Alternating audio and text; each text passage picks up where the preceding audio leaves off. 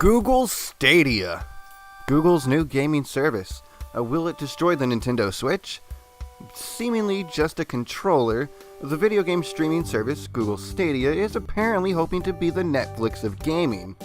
Essentially speaking, you'll be able to purchase a Google Stadia controller one way or another, possibly online only, who knows, alongside a subscription that will allow you to play any single game, anytime you want, anywhere you find yourself wanting to do so. Now, first off, let's hope that subscription comes with a month trial or so. And next, you'll also have to understand that you'll need an internet connection for whatever device you're streaming from.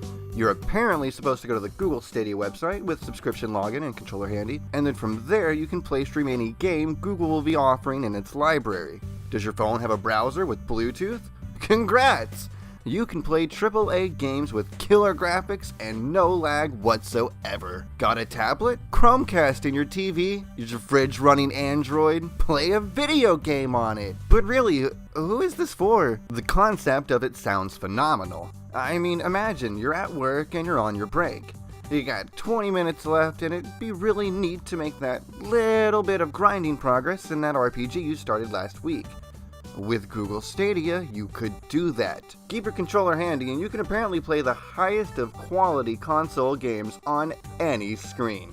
That's wonderful and all, but what games are going to be available? How much is the service going to cost? How much is the controller? Which game dev teams do you have? How many games even is a streamable launch day? When is launch day? How many licks does it take to get to the center of it? I mean, the appeal is definitely there and I can blatantly see it, but I just don't understand who this is supposed to be for. Maybe the casual gamer that doesn't want to keep buying new consoles. The minimalistic person that simply wishes to declutter. Is it simply because it's cheaper? It most definitely is not. It sounds cheaper at face value because it's a subscription. Now let's just say it's a possible $10 a month. How much does the controller cost? Well, let's just say $50. You'll need an internet connection to stream some games, and we'll say $70 a month. Now this hypothetical initially assumes that you have a screen already to play off of, but we'll just be safe. Let's slap in another $100 for a basic screen that can get up to a basic 1080p and also last for a good few hours. Nice! For your first month alone, that's $230. Mind you, for $70 more, you could get a Nintendo Switch. And while I absolutely love my Switch, that would literally just be the console. I guess whatever free games you can get off the eShop. For only $230 on 1 month's time, you now have access to every single game available on the Google Stadia's library. Now, naturally, each additional month is only going to cost you $80, and that's the equivalent of buying a special edition game or a regular one and all of its DLC every month. I'm not saying I haven't done exactly that. However, when you look at the year-end cost, the Google Stadia comes out at about $1,110. The Switch only costs $300. Okay, now that's not fair at all. You'd want games. We'll use the top 12 best-selling games on the Nintendo Switch. No, I said 12. Hey, put some numbers on that.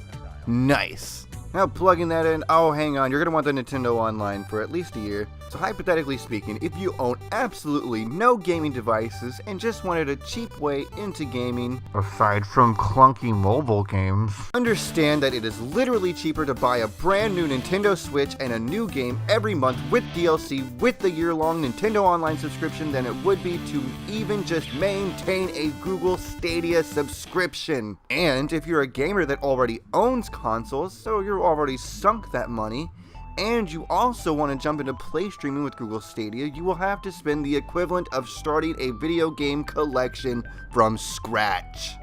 But Arthur, I hear you clamoring.